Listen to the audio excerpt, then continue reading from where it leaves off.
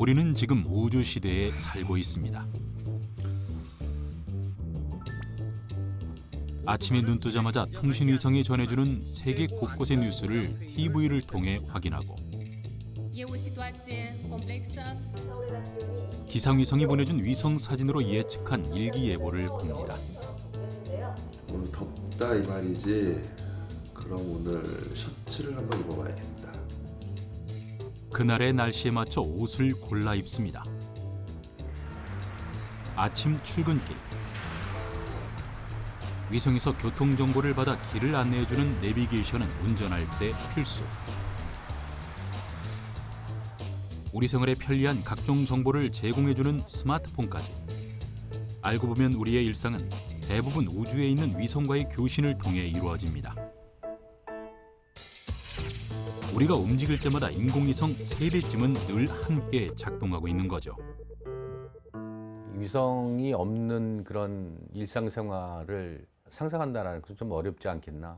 일상생활에서의 위성의 활용이 앞으로 30년 동안은 지금보다 배 이상으로 증가될 거라고 그렇게 보고 있습니다.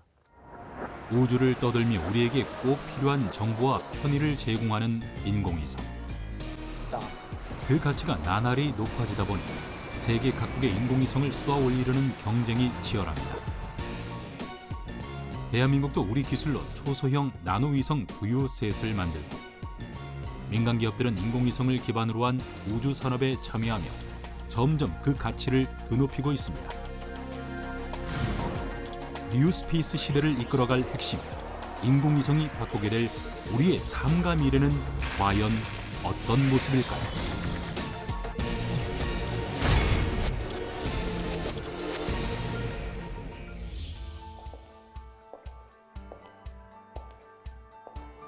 최근 우주 산업이 차세대 미래 성장 산업으로 주목받고 있습니다. 하지만 로켓을 발사하는데 막대한 비용이 들다 보니 그간 우주 산업에 대한 진입 장벽이 높았었죠. 그런데 2015년 재사용 로켓의 등장으로 발사 비용이 혁신적으로 줄어들면서 우주 산업은 새로운 전환점을 맞이하게 됩니다.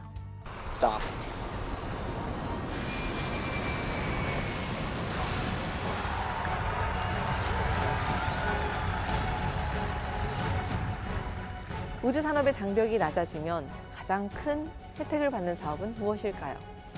바로 인공위성 사업입니다.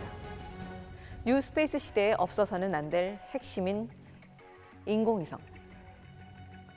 날씨, 기후변화, 통신, 군사, 여러 방면에서 활용되면서 인공위성은 우리의 삶을 크게 바꾸고 있습니다. 지난 2월, 러시아는 나토에 가입하려는 우크라이나를 전격 침공했습니다. 이 과정에서 다수의 군사시설과 통신망이 파괴됐고 일부 지역은 인터넷 접속이 어려운 상황이었죠. 그러자 우크라이나 부총리는 SNS를 통해 일론 머스크에게 위성 인터넷망을 지원해달라고 요청했습니다. 일론 머스크는 이에 즉각 화답했습니다. 10시간 만에 스타링크를 연결시키고 지금까지 총 5,000대의 스타링크 단말기를 우크라이나 측에 지원한 것으로 알려졌습니다. 스타링크란 스페이스X가 지구 저궤도에 인공위성을 쏘아 올려 전 세계에 제공하는 고성능 위성 인터넷 서비스입니다. 1, 0, stop. 스페이스X가 현재까지 발사한 위성은 약 2,000여 개. 거기에 2027년까지 위성 12,000개를 추가로 발사할 계획이죠. 아마존이나 사하라 사막 같은 오지를 포함해 우주 인터넷을 이용해 지구 어디에서나 인터넷을 쉽게 사용할 수 있게 하겠다는 것이 목표입니다. 인터넷이 도저히 들어갈 수가 없는 형국인데 만약에 위성을 통한 인터넷망을 형성한다면 사람과 사람 혹은 나라와 나라 사이의 커뮤니케이션이 좀 더 원활해지고 그렇게 된다 그러면은 아무래도 전쟁이 좀 적게 일어나고 상대방을 이해할 수 있는 기회가 많으니까 그렇지 않을까 이렇게 생각이 되고 있고요. 30년, 50년 후에는 아마 굉장한 효과를 발휘하지 않을까 이렇게 봅니다. 인류는 지금 기후변화라는 거대한 흐름 앞에 서 있습니다. 더 이상 자연이 보내는 경고를 무시해서는 안 된다는 목소리가 높아지고 있을 때 그 위험성을 일찍부터 깨달은 일본은 지난 2009년 세계 최초로 온실가스를 감시하는 이부키 위성을 쏘아 올렸습니다. 그리고 지난 2018년에는 성능을 업그레이드한 이부키 2호를 쏘아 올렸죠.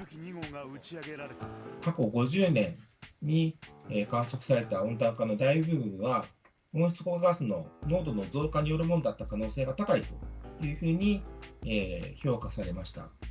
そういうふうな当時の地球温暖化の認識を受けまして、日本でも地球全体での温室効果ガス濃度分布を監視しようという意識が高まりまして、環境省、あと国立環境研究所とJAXA の3社の共同によって温室効果ガス観測技術衛星 GOSAT の開発を行いまして、GOSAT は世界に先駆けて2009年から宇宙からの温室効果ガスの観測をスタートしました。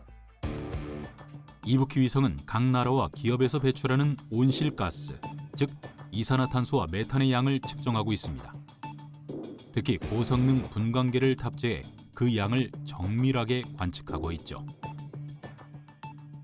イブキ2号、世界最高峰の分解能を有する分光計を搭載していまして、太陽光の地表面での反射光と大気からの熱放射光を同時に観測することができる世界唯一の衛星となっています。で、この特徴を生かして温室効果ガスの大部分を占める成分である二酸化炭素、メタンについて対流圏上部と下部の濃度の地域差、季節変動、年変動などを精度よく観測しています。 실제로 이부키 위성의 관측 결과 지구의 이산화탄소 양이 계속 증가하는 것은 물론 증가 속도도 빨라지고 있음을 알게 됐습니다. 뿐만 아니라 인구 밀집 지역이나 농업지대에서 메탄이 주변보다 더 높은 농도로 배출되고 있다는 사실도 함께 알게 됐습니다. 앞으로 일본은 이부키 GW를 발사해 온실가스의 원인인 이산화질소까지 관측할 예정입니다. その二酸化炭素が排出するところとは同時に実は他のガスも発生してまして、二酸化窒素と呼ばれるものですが、それも燃焼期限で出てきます。ですので、二酸化窒素という新たな大気成分も入れまして、GOSAT-GW では観測していこうというふうに考えています。我々はさらに精度を高め、かつ長期間の観測ができるようにGOSATシリーズの衛星を運用していくというふうに考えています。 1992년 대한민국은 최초의 인공위성 우리별 1호 발사에 성공했습니다. 1999년에는 설계부터 제작까지 모든 과정을 우리 힘으로 완성한 우리별 3호를 발사하면서 독자적인 인공위성 개발국이 됐죠. 1950년대에 인공위성을 경쟁적으로 쏘아올린 미국과 소련에 비하면 우리의 출발은 많이 늦은 편입니다. 하지만 우리별 1호를 발사한 지 꼭 30년이 된 지금 국내 기술로 개발한 로켓 누리호와 함께 국산 초소형 나노위성 보요셋의 발사를 앞두고 대한민국은 우주 강국 진입에 성큼 다가서고 있습니다. 대한민국도 위성 분야에서 새로운 도전을 하고 있습니다. 뭐 이렇게 한반도를 통과하는 모습을 보여줄 수 없나? 도요셋이 바로 그 주인공. 5년에 걸친 개발과 노력 끝에 탄생한 도요셋의 하반기 발사를 앞두고 회의가 한창입니다. 국산 초소형 나노위성 도요셋.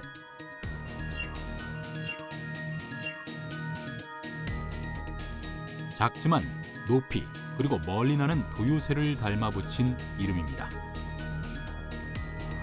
도요셋의 임무는 우주 날씨 관측. 위성의 위치와 거리를 능동적으로 조절해 편대 비행을 할 수 있다는 것이 도요셋의 특징입니다. 덕분에 우주 날씨를 더 효과적으로 관측할 수 있게 됐죠.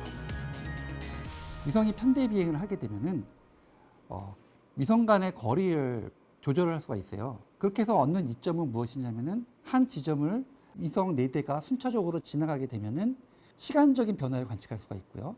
그다음에 위성 4대가 한 지점을 옆으로 평행하게 간다면은 공간적인 변화를 보다 효과적으로 관측할 수 있는 그런 이점이 있습니다. 이렇게 작은 위성, 사이즈가 한 10kg 정도 이하로 되는 이러한 큐브 위성 정도에서 이러한 형태의 편대 비행을 하는 것은 저희가 아마도 세계 최초로 하는 게 아닐까 싶습니다. 도요셋이 이렇게 편대 비행을 할 수 있는 건 추력기가 있기 때문입니다.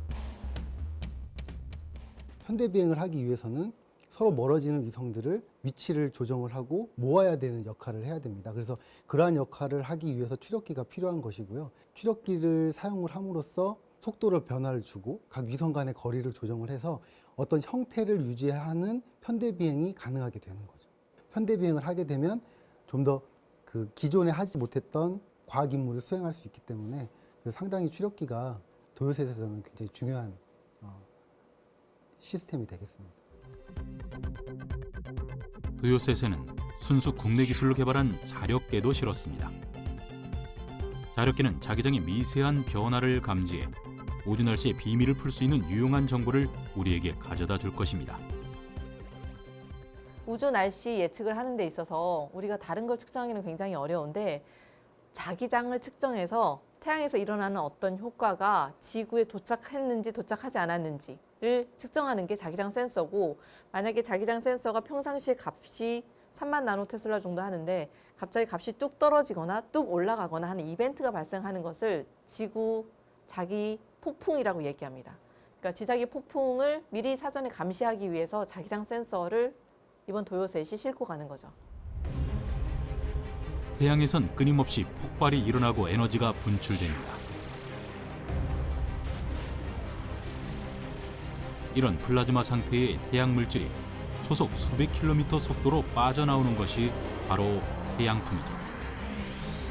하지만 지구에는 자기장이 있어 이런 태양 물질이 지구 안으로 직접 들어오는 걸 대부분 막아주는데, 그래도 그 에너지는 전달되기 때문에 우리 생활에 막대한 영향을 미칩니다.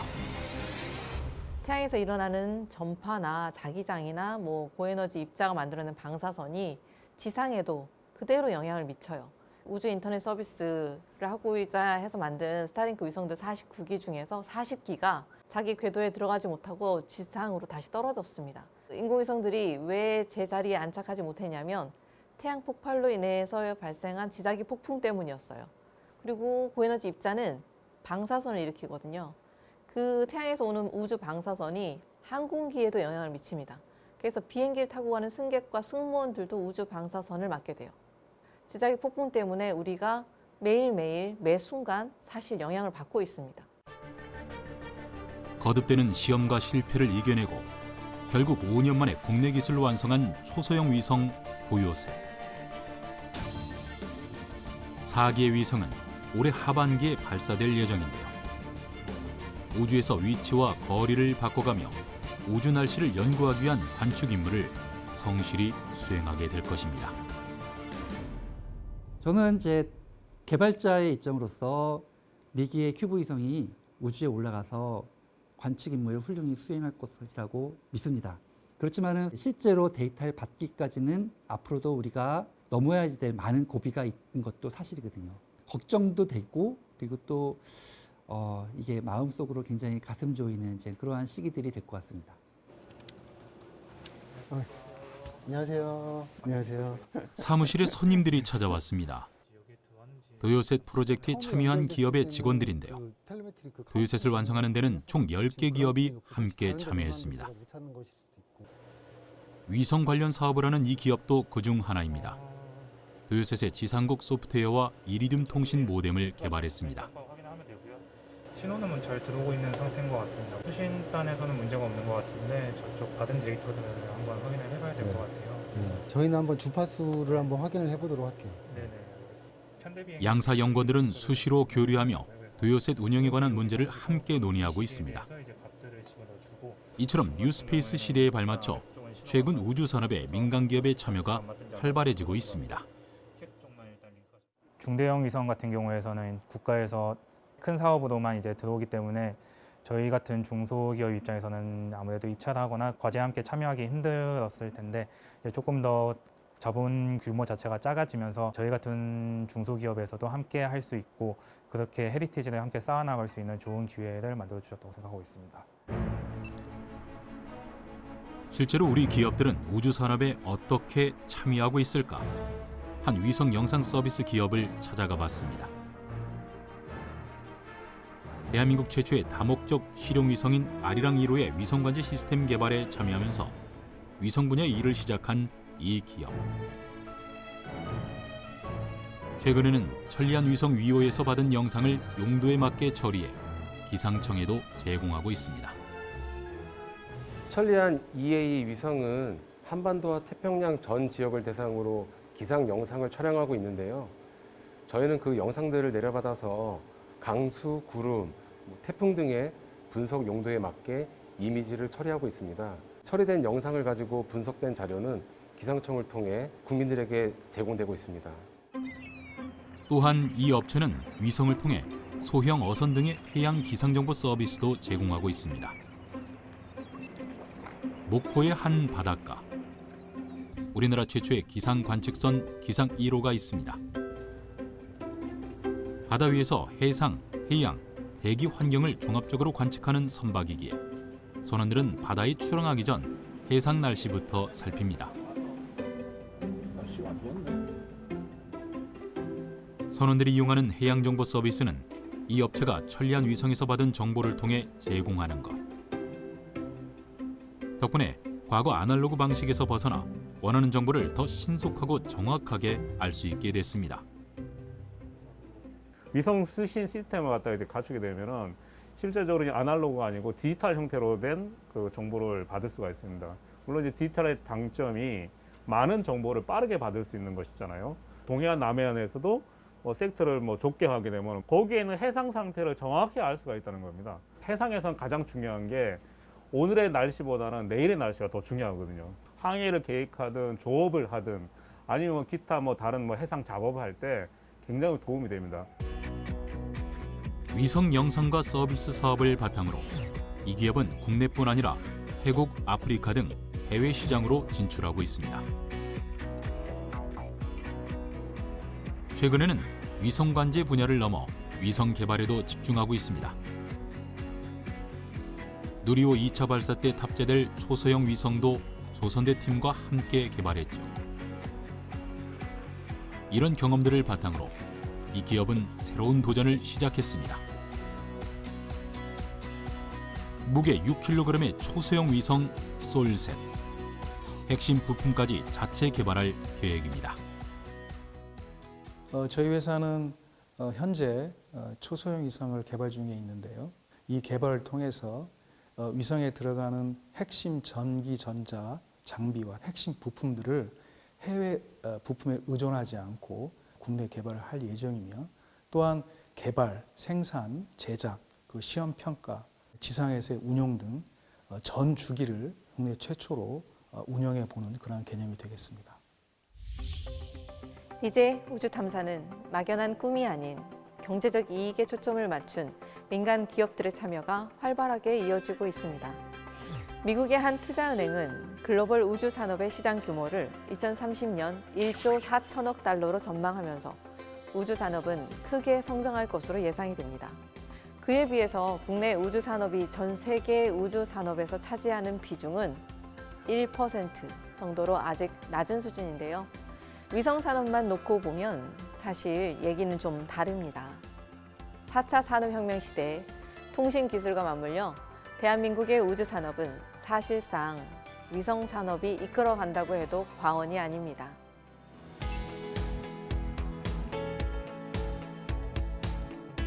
위성 산업에서 두각을 나타내고 있는 기업이 있습니다. 2018년 위성 개발부터 생산, 조립, 시험까지 한 곳에서 수행할 수 있는 국내 최대 민간 우주센터도 구축했습니다.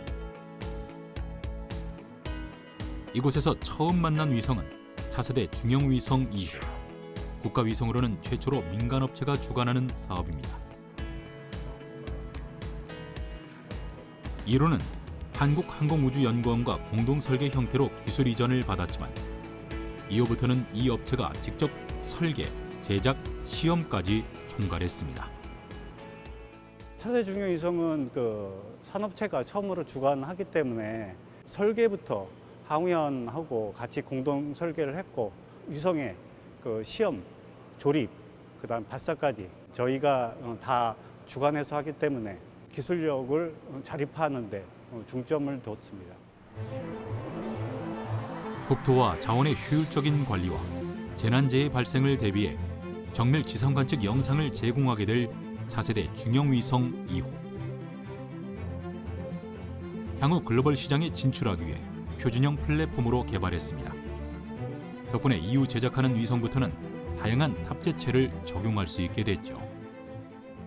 상당 부분 무게와 그 사이즈를 굉장히 줄이는 데 노력을 했습니다. 그리고 표준형 플랫폼 형태로 개발을 해서 많은 수요에 대해서 다양한 탑재체를 적용할 수 있는 그런 효과가 있고요. 표준형 플랫폼의 장점이라는 것은 양산 체계 구축에 용이를 하고 그러므로 해서 설계 비용이나 제작 비용을 현저하게 줄일 수 있는 장점이 있습니다. 지난 30년간 국가 위성 개발 프로젝트에 참여하고 누리호 총조립을 주관한 것은 물론 차세대 중형위성 3호와 4호, 5호를 개발할 예정인데요. 지난해에는 국내 영상분석 전문 업체에 투자해 위성 서비스 사업으로 그 영역을 넓히고 있습니다.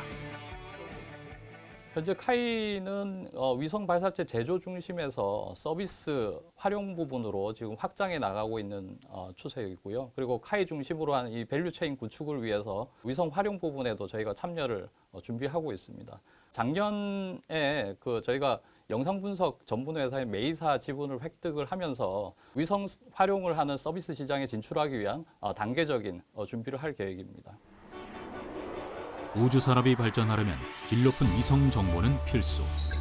특히 위성 정보를 이용한 서비스 시장의 무한한 가능성은 기업들에게 새로운 기회로 다가오고 있습니다.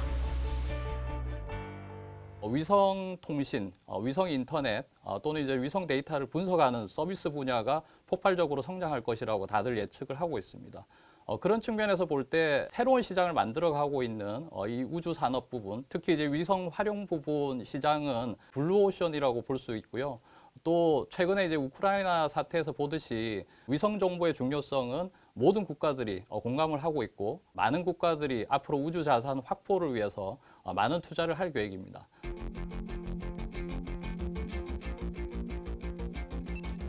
위성 시장의 틈새를 노리는 우주 스타트업도 있습니다. 위성을 개발, 제작하는 기업으로 특히 작고 가벼운 초소형 위성 개발에 주력하고 있습니다. 대학 시절 초소형 위성 경진대회에 입상하고 해외 위성 회사들을 방문하면서 초소형 위성이 가진 가능성을 보았기 때문입니다.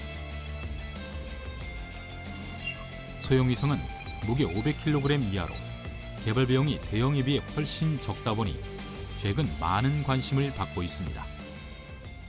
우주 개발 패러다임이 좀 바뀌고 있고요. 이제 효율성하고 경제성을 중요시하는 패러다임을 바꾸고 있고, 특히 전 지구 영역에서 실시간으로 데이터를 수집할 수 있는 건 초소형 위성 군집 시스템밖에 없기 때문에 위성 하나의 어떤 성능은 좀 줄이더라도 그거를 여러 위성들로 운영을 하게 되면 오히려 이게 시간에 따른 변화라던가 아니면은 예기치 못한 이벤트들을 관측하는 데 있어서는 초소형 위성이 더 효율적일 수 있다 이렇게 생각하고 있습니다. 현재 이 회사가 개발 중인 위성은 옵서버-1, 무게 25kg의 초소형 위성입니다.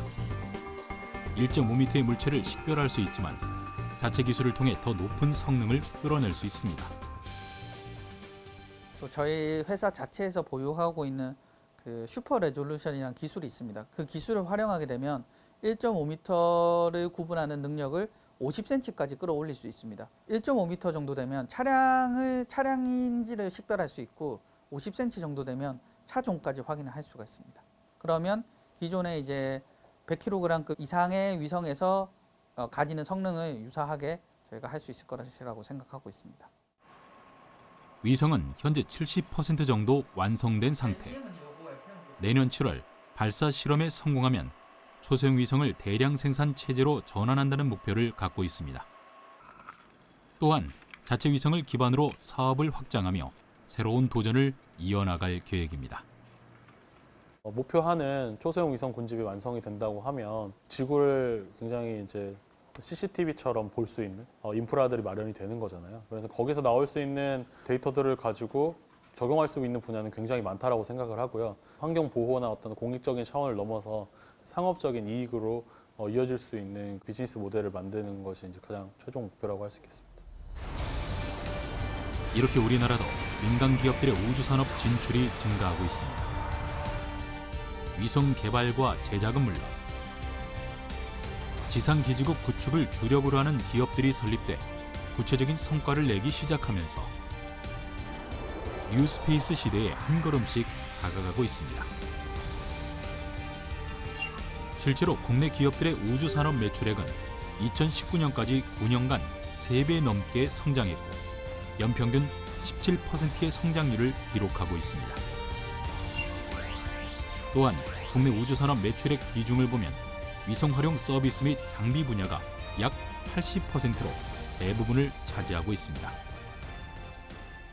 우주 산업이 그 블루 오션이라고 보고 있고 많이 참여를 하고 있어요. 근데 조금 염려스러운 점이 하드웨어 쪽으로 많이 들어오시거든요. 발사체, 위성 이런데 대부분 보시면 아마 장비 및 그런 하드웨어 쪽이고 활용에 관해서는 굉장히 미미한 수준이에요. 지금요. 이 소프트웨어 다운링크 쪽은 위성 전화 아니면 위성 TV 이런 쪽 말고는 크게 발전된 게 없습니다. 그럼에도 불구하고 앞으로 10년, 20년 우리 장기적 관점은 이게 굉장히 클 거라고 보고 있습니다. 그래서 우리가 그런 방향으로 빨리 그 산업 구조를 재편하는 데 노력을 해야 되지 않을까.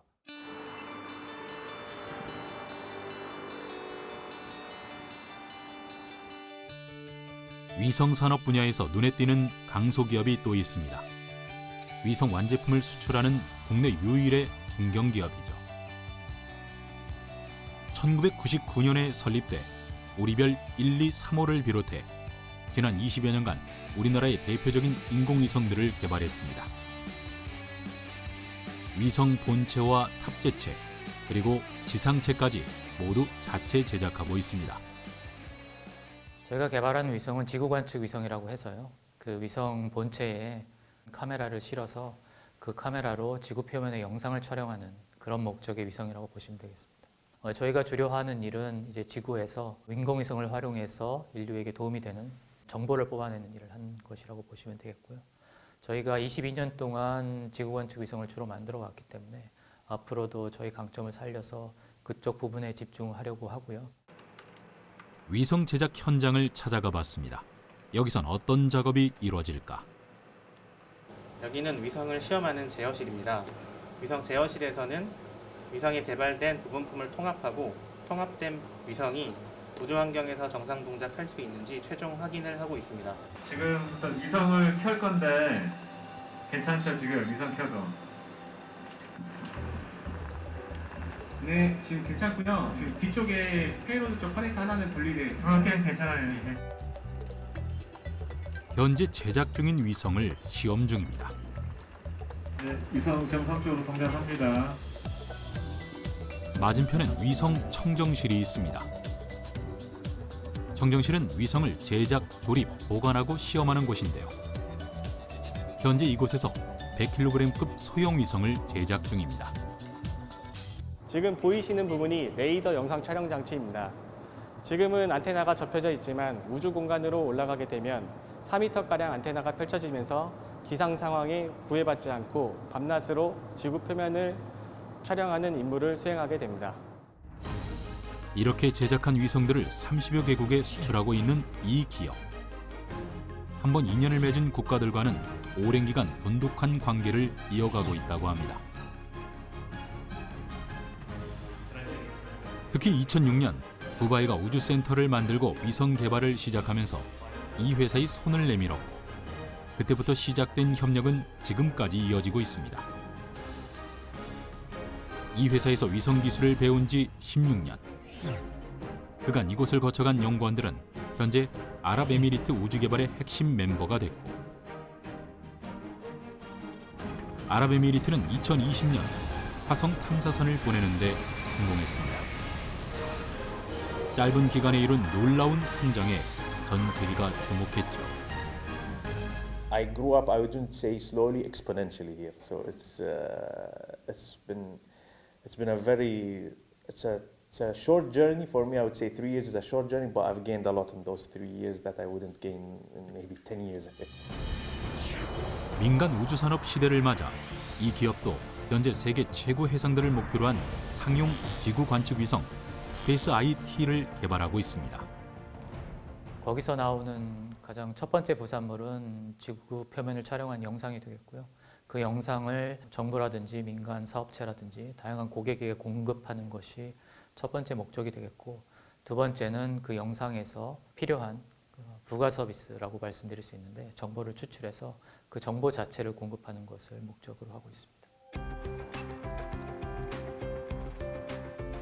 이 기업의 자회사인 이곳은 다목적 실용 위성과 아리랑 위성 등이 보내온 영상을 판매하고 수출하는 기업입니다. 인공위성을 통해 고부가 가치를 창출해내는 곳이죠. 지금 보고 계신 영상은 50cm급 영상이고 자동차나 사람들이 타고 다니는 오토바이, 자전거까지 식별이 가능한 수준이라고 보시면 됩니다. 전달받은 데이터를 눈으로 보시는 것처럼 이미지화하는 처리 과정에서 잡음들이 발생할 수 있는데 그 부분들을 저희가 검수를 하고 있습니다. 위성 사진을 비교해보면 현수교 공사 진행 상황을 쉽게 확인할 수 있습니다. 남태평양에 있는 통가에 화산 폭발이 일어나고 국토가 어떻게 변화됐는지도 확인할 수 있는데요. 화산 폭발 후 섬의 대부분이 물에 잠겼습니다. 위성 사진 자체로도 확인할 수 있는 정보가 많지만 부가적인 처리를 통해 추가 정보도 얻을 수 있습니다. 여기는 이제 미국의 빙엄 강산인데요. 아리랑 위성 3호를 가지고 동일 시기에 각도를 달리해서 2번을 찍은 영상입니다. 각도가 다른 2개의 영상을 가지고 수치 표면 모델을 만들 수가 있는데 그 모델로 이제 광산의 높이를 알 수가 있습니다. 색깔로 지금 표현이 되겠지만은 이제 광산의 높낮이가 어느 정도 표현을 할 수 있습니다. 자연색으로 하나를 가시화한 다음에 그 밑에 입체 모델을 중첩을 하게 되면은 3D로 볼 수 있게 확인이 가능합니다.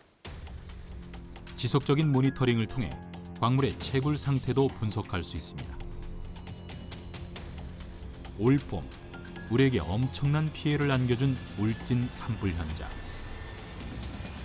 위성 사진으로 피해 범위를 확인할 수는 있지만 피해 정도를 파악하기는 쉽지 않습니다. 하지만 여기에 추가로 색깔 처리를 하면 검게 불에 탄 부분이 보여 피해 정도를 좀 더 구체적으로 확인할 수 있죠.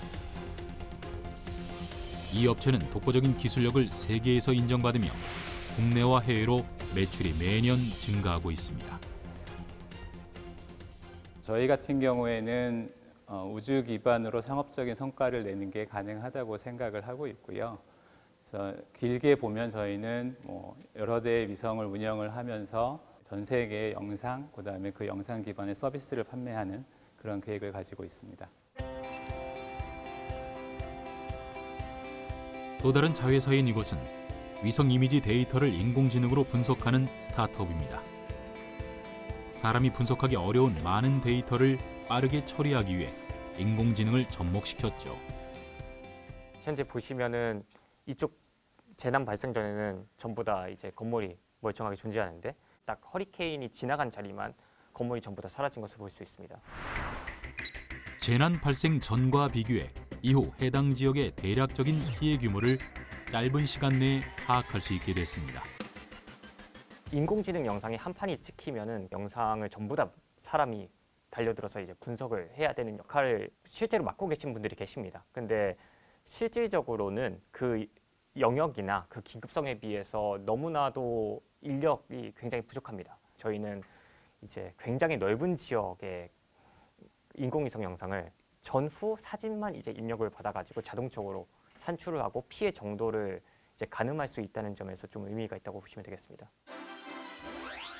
이런 기술력을 바탕으로 이 업체는 2년 전 미국의 인공지능 경진대회에 참가했고 전 세계 2,000개 팀들 중 당당히 5위를 차지했습니다. 국방 분야를 중심으로 시작을 해서 가장 높은 기술력을 확보할 수 있는 것이 우리 회사의 가장 큰 시작점이라고 할 수가 있고요. 그리고 이 기술을 바탕으로 다양한 산업 분야, 특히 금융, 환경, 경제, 물류와 같은 핵심적인 산업 분야에서 필요한 기술들을 같이 만들어 나가고 있습니다.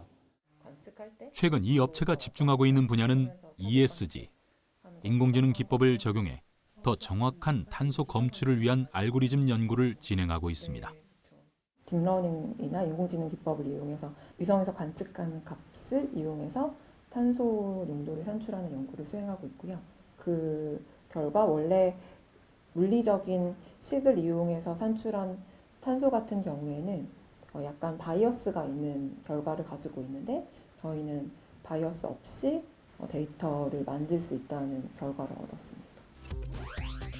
위성 소프트웨어 시장의 가능성을 엿본 이 기업은 늘어나는 위성 영상 시장을 선점하기 위해 더 큰 꿈을 꾸고 있습니다. 하드웨어 비용이 위성 제작에 있어서 수백억 원의 금액이 달하고 있고 수백억 원의 가치를 소프트웨어로 만들어내는 것을 하나의 계획으로 삼고 있고요. 그리고 두 번째는 여태까지 만들었었던 모든 기술을 집약해서 플랫폼에 대한 개발을 진행하고 있습니다. 각 국가의 다양한 기관 고객들이 저희 회사의 플랫폼에 접속을 해서 전 세계에 있는 모든 위성을 살펴보시고 그 다음에 인공지능을 통해서 각자의 가치를 찾아내는 플랫폼의 형태를 기획을 하고 있습니다. 최근 인공위성 시장은 소형이 대세가 되고 있습니다.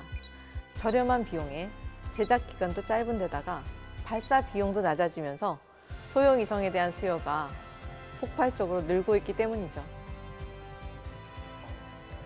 그러다 보니 지구 궤도의 인공위성이 빠르게 늘어나고 있습니다. 2030년까지 10년간 약 1만 4천여 개의 소형 위성이 발사될 예정이라고 하니 규모가 정말 어마어마하죠. 덕분에 우리 삶은 더 편리해지겠지만 그로 인한 문제들도 피할 수 없게 되었습니다. 위성의 역할이 점점 중요해지면서 세계 각국이 앞다퉈 위성을 쏘아올리고 있습니다. 미국의 우주기업 스페이스X는 우주 인터넷 서비스를 위해 2020년대 말까지 약 4만 2천 개의 위성을 발사할 계획이고 세계 최대 전자상거래 업체인 아마존도 위성 인터넷 업체를 설립해 올해부터 총 3천여 개의 통신 위성을 발사할 예정입니다. 영국의 통신회사 원앱은 물론 중국 정부까지 많은 위성이 필요한 우주 인터넷 사업에 기업들이 속속 뛰어들고 있는 상황. 모든 서비스가 다 시작된다면 총 10만 대에 가까운 위성이 우주로 올라가게 됩니다. 실제로 2030년까지 소형 위성 시장 규모를 513억 달러까지 성장할 것으로 전망했는데 초소형 위성 시장은 빠르게 성장하고 있습니다. 고성능은 아니지만은 어떤 개발 기간이 굉장히 짧고 또한 저비용으로 개발을 할 수가 있고 제일 큰 장점 중에 하나가 저비용이기 때문에 많은 수를 만들 수 있기 때문에 군집으로 운영을 할 수가 있습니다.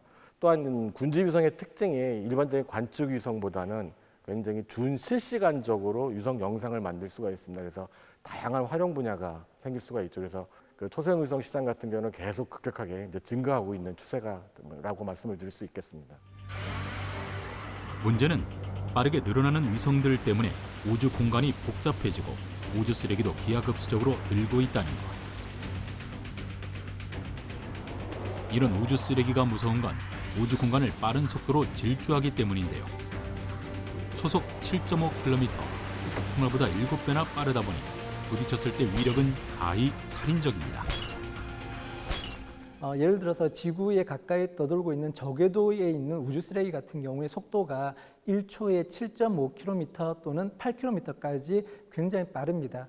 그래서 1cm짜리 쇠구슬이 1초에 10km의 속도로 만일 이제 내 몸에 부딪힌다 그러면은 그 충격량이 마치 1.5톤짜리 승용차가 시속 50km로 저한테 오는 거하고 같은 충격량입니다.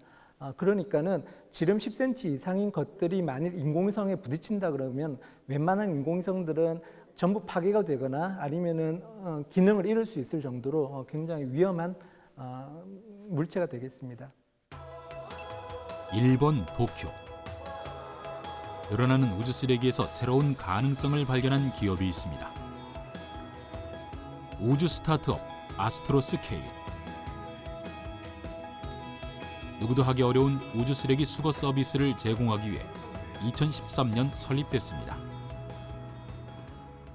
宇宙ゴミの問題はですね非常に前から問題視されてきていまして、誰もその問題を解決する解を持ってなかったんですね。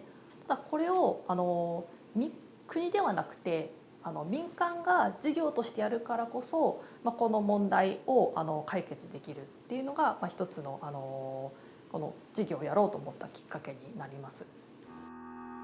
이들은 우주 쓰레기를 제거할 시범 위성 엘사-D를 개발했습니다. 엘사-D는 쓰레기 위성과 청소 위성 두 부분으로 구성되어 있는데요. 청소 위성이 쓰레기 위성을 포획해 제거하는 것을 일명 종말 서비스라고 부릅니다. まず一番特徴的なのがこちらですね。この辺りです。デブリの捕獲機構がついています。で、これ外れるんですけど、この周りが磁石で真ん中にその距離を測るためのセンサーとかビジュアルに見えるようなカメラとかを積んでいます。こちらは麦ゴミですね。ちょっとこちら実際のものではないんですけど、ここにドッキングプレートというものがついていて、でこのプレートがですね磁石でくっつく材料でできているのと、でもう一つはですねデブリが回転している状態の時にこの捕獲器もドッキングプレートにこの磁石の面が向き合うように動くですね、ダンスをするように回転に合わせて動くような動きもします。でその時に必要になるのがでダンスをしながら相手の回転に合わせてどんどん近づいてくるというところで 그동안 그물을 펼치거나 작사를 던져 우주 쓰레기를 제거하는 시험은 이미 여러 번 진행됐습니다. 하지만 자력을 이용한 시험은 이 업체가 처음입니다. で一つはですね磁石のその中で磁石を選んだんですけれども、この磁石の利点はまずですね宇宙空間ですごい精密な精度がそこまで必要なく相手を捕獲できるということがまず1つ目です。2点目がですね捕まえた後で、大気圏に再突入するんですね。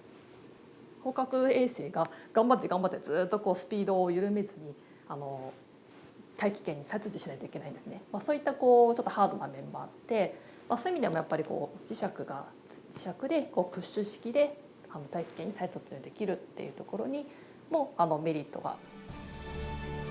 오랜 연구 끝에 드디어 시험용 위성 엘사-D를 완성하고 2021년 3월 엘사-D를 우주로 쏘아 올리는 데 성공했습니다.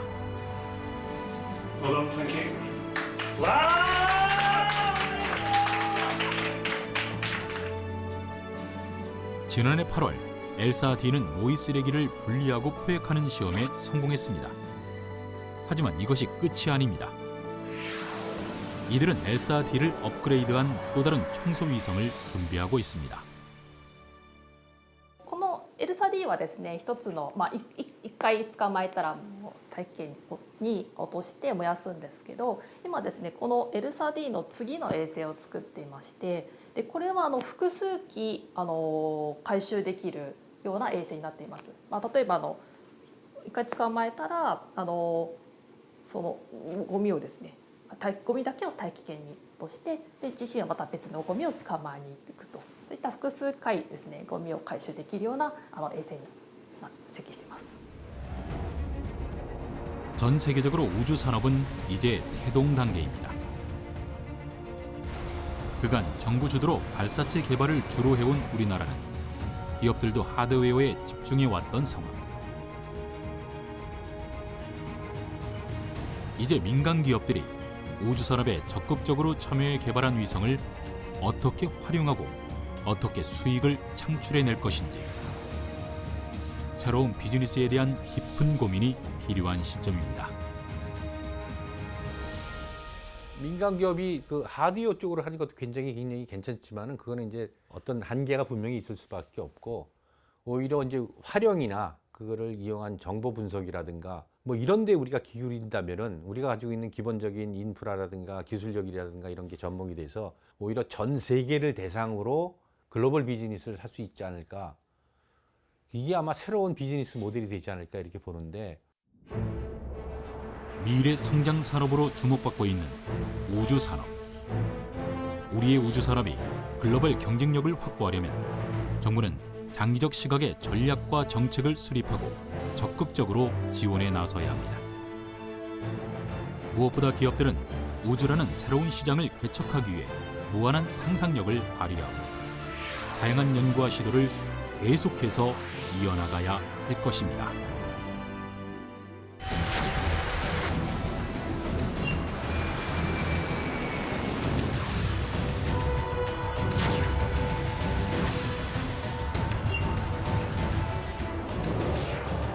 우리나라 최초의 달 궤도선이라는 사실이죠.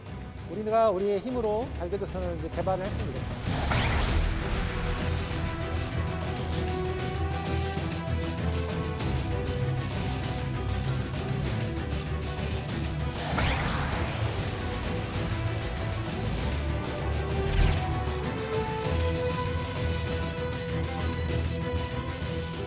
우주 공간을 날 수 있는 준비가 끝났습니다.